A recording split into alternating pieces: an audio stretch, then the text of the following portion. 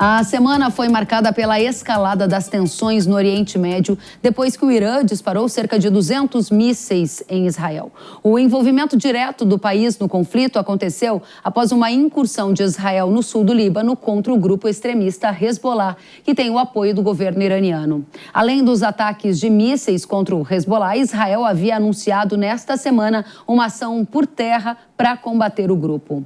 O primeiro-ministro israelense Benjamin Netanyahu afirmou que o Irã cometeu, abre aspas, um grande erro. Já o líder supremo do Irã disse que Israel, abre aspas, não durará muito. Enquanto isso, o presidente dos Estados Unidos, Biden, avalia apoiar um ataque de Israel contra instalações nucleares do Irã.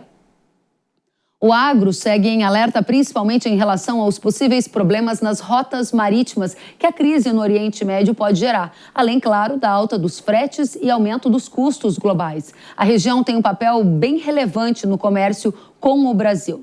No caso da carne bovina, por exemplo, nós temos os Emirados Árabes e a Arábia Saudita como importantes clientes, você pode acompanhar na tela. Na carne de frango, esses dois países estão também entre os nossos 5 principais compradores, mostrando a força do Oriente Médio para o agro do Brasil. Já no milho, o Irã foi o nosso 5º maior comprador do grão em 2023.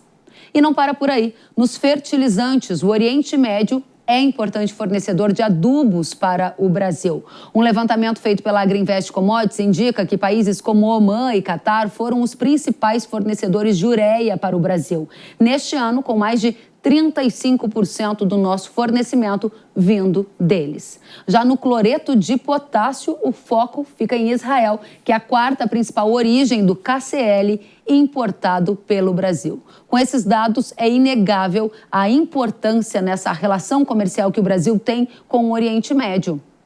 Por esses e outros fatores, a gente precisa entender o que vem pela frente. Vamos abrir a edição de hoje com um painel recebendo Samuel Feldberg, que é professor de Relações Internacionais, seja bem-vindo. Ricardo Santin, presidente da Associação Brasileira de Proteína Animal, seja bem-vindo. E Jefferson Souza, analista de fertilizantes da Agrinvest Commodities. Obrigada pela presença de todos.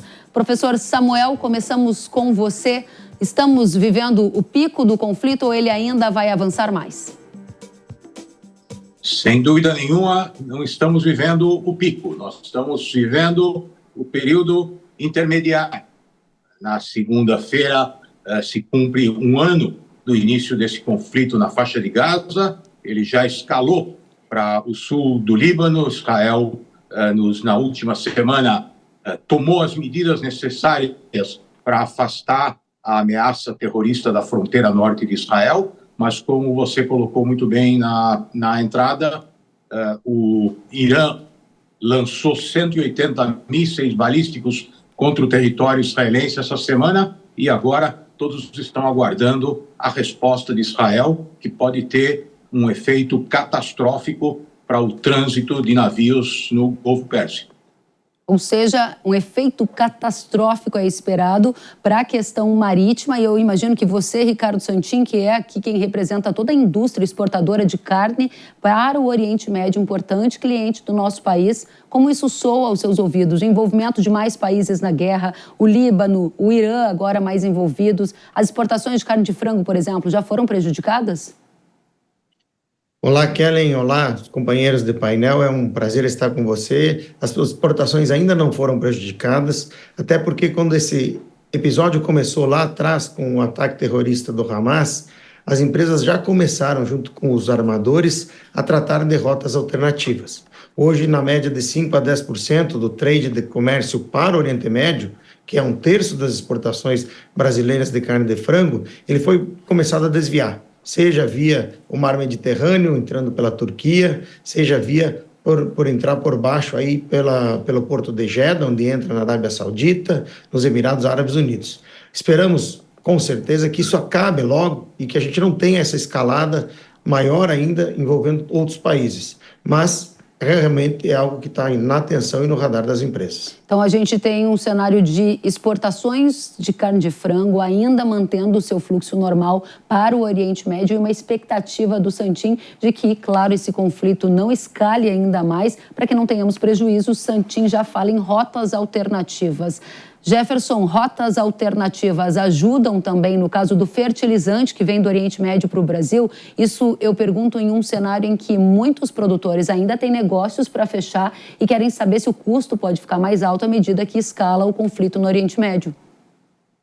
Olá, Kelly, prazer conversar contigo, com toda a audiência. Já está ficando, tá? Essa semana a gente teve um aumento no preço da ureia de 10 a 15 dólares por tonelada e se continuar essa escalada ou piorar, a gente tem um risco muito grande envolvendo grandes fornecedores de ureia para o Brasil e para o mundo que estão no Oriente Médio, como é o caso do Irã. O Irã, hoje, ele representa 10% das exportações globais e nós estimamos que o Irã participe aqui no Brasil com 20% do que nós importamos de ureia. O Brasil não produz absolutamente nada de ureia, então depende 100% das exportações. Qualquer tipo de tensão na região pode sim trazer e já está trazendo um certo risco para o mercado brasileiro. O destaque principal é para a ureia. A KCl, que vem de Israel, também sofreu impactos? Não. KCl está na mínima do ano, que é um dado importante. O cloreto de potássio não sofreu impacto e o principal fertilizante que pode sofrer com essa história toda é a ureia. Eu vejo um risco muito menor para o cloreto, para o fosfatado. O principal problema que nós podemos ter no Brasil está ligado ao nitrogenado, ureia, depois na sequência sulfato e nitrato. Muito bem. Samuel, voltamos para você para saber qual é a chance do envolvimento direto, mais próximo de potências como Estados Unidos, Rússia e China nesse conflito no Oriente Médio.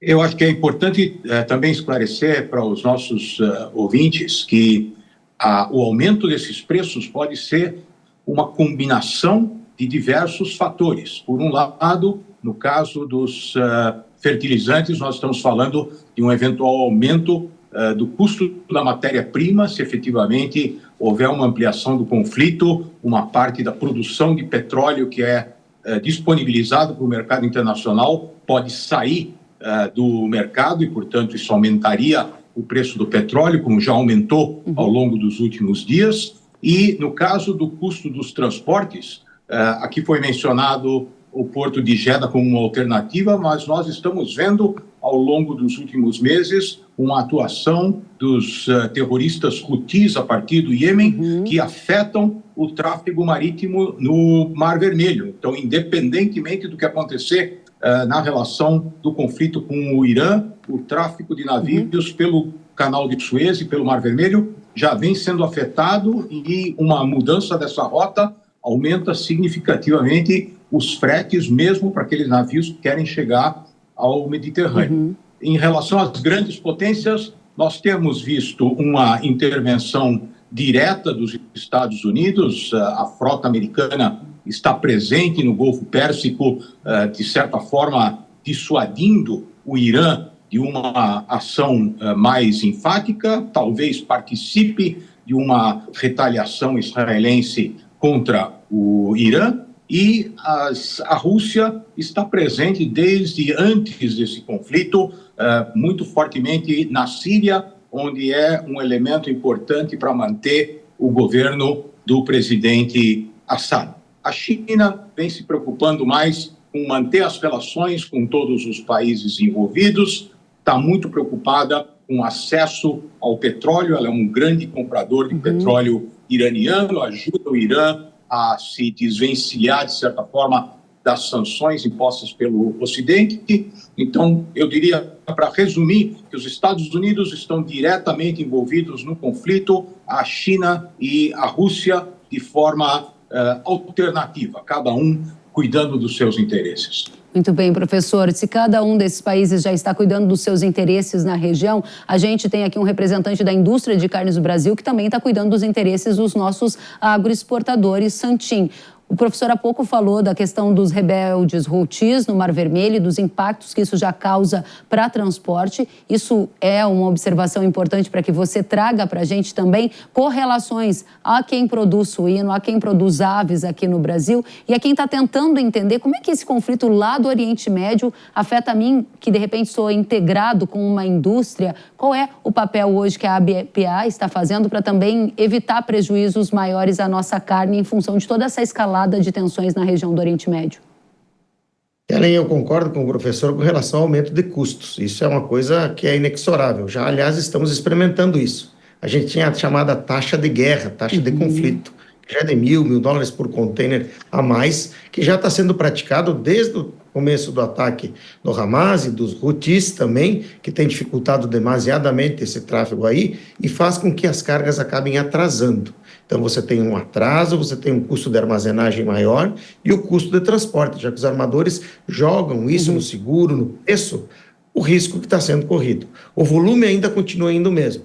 Os países que seriam os mais prejudicados são exatamente a Jordânia, que está bem no meio do conflito e que importou 63 mil toneladas o ano passado e esse ano já importou mais de 50 mil, e o próprio Líbano, que é na casa de 7 a 8 mil toneladas. Mas o grande volume, naturalmente, ele vai para a Arábia Saudita, para Emirados Árabes Unidos, além de Omã e Iêmen. Ou seja, a gente vai conseguir manter os grandes volumes, mas dependendo, como bem falou o professor, dependendo do nível dessa escalada. Se essa escalada vier por troca direta contra o Irã, com bombardeios em portos, eu não creio que a Arábia vai entrar nesse conflito, mas isso pode vir a ser uma realidade. Qual seria o problema disso? A gente sim, os nossos produtores poderão ter que diminuir o volume, porque eu não tenho para onde vender. Mas até agora, nesse momento, é importante dizer, o Brasil é o maior fornecedor. Esses países também precisam, apesar da guerra, manter a segurança alimentar mínima dos seus povos. E o Brasil será chamado para isso. Esse é dois pontos super importantes que você coloca, ou três, né? De um lado, os custos nessa taxa de guerra que você menciona. De outro lado, uma eventual escalada da guerra podendo gerar efeitos aqui numa tentativa de diminuir a oferta do suíno, se não houver o mesmo volume de compras que tradicionalmente há no Oriente Médio. Mas o terceiro fator que me chama a atenção, quando a gente está em um ambiente de conflito e de tensão, os governos tentam garantir a segurança alimentar da sua população. Segurança alimentar quer dizer aumentar a demanda por comida. A gente já viu isso em outras ocasiões. E isso está acontecendo agora, esses países estão tentando antecipar alguma compra, incrementaram a demanda pela nossa carne, por exemplo, Santinho? Ainda não sentimos bem, e só um pequeno reparo, não é o suíno, né, Kellen, é o frango. É o frango. O suíno vai muito pouco aí para essa região, né? Vai, porque, por exemplo, o Emirados Árabes está entre os 10 maiores compradores de carne suína para os expatriados e para os turistas. Mas, sim, existe já um certo receio, impacto em preço, não em volume, mas em alguns casos, acumulado com aquela possibilidade de greve que parece que agora vai terminar nos portos americanos, já faz com que haja um movimento altista nesse preço, porque também os países querem também ter mais capacidade de garantia e de estoque de alimentos para o caso de haver um recrudescimento dessa guerra. Importantíssimo e obrigada pela correção. Como a BPA representa aves e suínos, eu estava cometendo aqui um equívoco e o Santinho muito bem me chamou a atenção. A gente está falando aqui prioritariamente de exportação de aves para o Oriente Médio. Obrigada, Santinho. Jefferson, plantas produtoras de fertilizantes no Oriente Médio estão na mira, estão em alguma rota que possa sofrer algum bombardeio, gerando algum risco de abastecimento? Porque de um lado a gente tem um mercado já reagindo com preço para cima para a ureia. De outro lado, tem gente que ainda não fechou negócio de fertilizante ou até para a segunda safra de milho e querem saber se pode faltar fertilizante aqui. O que você nos diz? Kelly, é importante dizer uma coisa, né? Pode acontecer algum ataque diretamente na planta, a gente não sabe ainda, é totalmente incerto, ou ainda em campos de produção de gás natural, sobretudo no Irã. E aí, nesse caso, você vai prejudicar diretamente a produção local do país. Eu volto a repetir um dado importante, né? O Irã, então, corresponde por 10% das exportações globais de ureia e no Brasil, nós acreditamos que nesse ano o Irã vai participar com 20% do volume que nós importamos. Então, quer dizer que se eu limitar a oferta em um país tão importante como esse, certamente você tem impacto direto em preço. Agora, nada disso aconteceu, né, Kelly? É importante dizer e pontuar que, por enquanto, nós estamos trabalhando com expectativas. Não existe nada concreto que o Irã vai reduzir a produção ou que nós vamos ter um corte na produção global ou falta de produto no Brasil. O que me preocupa, Kelly, é o percentual de produtores que não compraram ainda para a segunda safra. Então, vamos pensar o seguinte... Perdão. Pois não.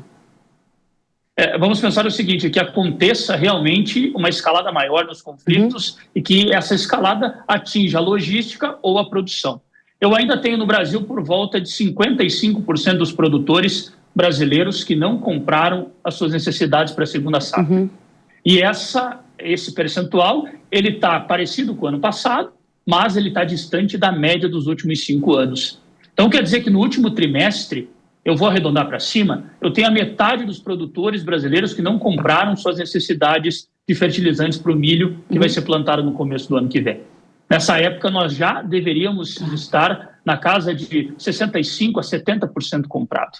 Então, quer dizer que isso preocupa muito os produtores que não tomaram a sua posição, sobretudo em preço e em disponibilidade de produto. Porque, claro, que se acontecer alguma coisa, o produto mais afetado deve ser a ureia e os nitrogenados. Muito bem, esse é um ponto importante que a gente sempre destaca aqui no Hora H do Agro sobre os impactos da geopolítica na formação de preços e de custos. E aqui o Jefferson está destacando para quem está descoberto, ou seja, mais exposto às variações de mercado, observando a safra de milho que vai ser plantada majoritariamente a partir de janeiro no centro-sul do Brasil. Jefferson, rapidamente, para eu seguir adiante, você falava sobre 20% da ureia vir do Irã. Desses 20% neste ano, a gente já incorporou boa parte desse volume ou tem muito do volume para entrar? Eu acredito que nesse último trimestre ainda teríamos um volume razoável de ureia iraniana. O que acontece, Kelly? A ureia iraniana ela é mais competitiva que a ureia de outras origens por uma questão de sanção. Isso acabou atraindo mais volume de ureia iraniana nesse ano. Então ainda nós teríamos alguns percentuais para importar e, claro, acaba trazendo uma tensão para esse último trimestre. Obrigada, Jefferson. Professor Samuel, para a gente fechar a expectativa daqui para frente, mais países vão se envolver nesta guerra? Há uma solução de curto prazo ou ela vai virar, sim, uma guerra longa? Não há uma solução de curto prazo. Essa guerra já é longa, no caso dos países do Oriente Médio, com exceção da guerra Irã-Iraque na década de 1980, uma das guerras mais longas no Oriente Médio, certamente nos últimos anos, e o risco maior está justamente na interrupção do tráfego no Golfo Pérsico. Se houver um conflito direto com o Irã, que não seja uma operação pontual de bombardeio de determinadas instalações iranianas, pode haver uma situação em que o Irã vá retalhar contra os países vizinhos e isso eventualmente gera uma situação de interrupção do tráfego no Golfo Pérsico e isso leva a uma interrupção do transporte de petróleo e dos seus derivados. Isso vai afetar as exportações do Irã, isso vai afetar exportações de outros países do Golfo Pérsico e isso vai afetar as exportações de países que necessitam do Golfo Pérsico para acesso dos portos daqueles países que lá estão localizados. Eu, se fosse um produtor brasileiro, estaria fazendo hedge dos preços daquilo que eu tenho que importar. Muito bem. Professor Samuel, só para fechar com você, a sua percepção majorada agora é que essa guerra vai ganhar mais fôlego ou ela vai ficar assim como está por mais um tempo? Se houver uma retaliação contra o Irã, isso provavelmente representa uma escalada e a intervenção israelense no Líbano para afastar os terroristas do Hezbollah da fronteira, ela só começou. Isso é uma primeira semana de uma operação que provavelmente vai durar ainda muito tempo para garantir que os cidadãos israelenses possam voltar aos seus lares no norte do país. Ok, obrigada, professor. Santim, o cenário que o professor Samuel coloca é o seu cenário base para o ambiente de negócios de carne? Se sim, quais são os riscos mais importantes que você quer destacar para a nossa audiência? Sim, infelizmente o professor tem razão quando coloca que essa retaliação pode gerar uma escalada ainda maior, né? E aí a gente vê o problema. Claro, a gente tem que olhar essa geografia de onde serão os ataques e que respingos eles terão nos outros países. Porque, veja, a Ucrânia, Kelly, está em guerra com a Rússia há mais de 1 ano e meio e está crescendo a sua exportação em 15% de grãos. Ou seja, aonde está tendo a guerra, e aí a gente tem que olhar. Se ela ficar restrita, como está agora, lá no Líbano e assim por diante, você tem uma situação que é a que estamos vivendo e conseguindo contornar agora. Como bem coloca o professor Samuel, se você tiver ataques diretos ao Irã, com retaliações dos países vizinhos, isso sim começa a complicar bastante esse fluxo que antes referimos. As empresas acharam alternativas. Claro que também os países terão que buscar essas alternativas por terra, mas tudo isso fica muito mais custoso. Fica mais custoso, mais complicado e mais difícil de chegar. Atrasa os containers não voltam, isso tudo é um processo difícil. Mas está no radar, esperamos que isso não cresça, esperamos que essa guerra não recrudesça e que a gente consiga voltar a ter pelo menos a mínima paz de convívio, com respeito à vida das pessoas, e nós, com o Brasil, vamos continuar a fornecer alimento, porque esses povos que estão em guerra não merecem, além da guerra, ficar com fome. Nós faremos a nossa parte para tentar ajudar essa segurança alimentar. Muito bem, Santinho. Obrigada. Jefferson, para encerrar, a cadeia de fertilizantes já adotou alguma taxa de guerra, assim como a cadeia de carnes mencionada pelo Santinho na outra rodada adotou?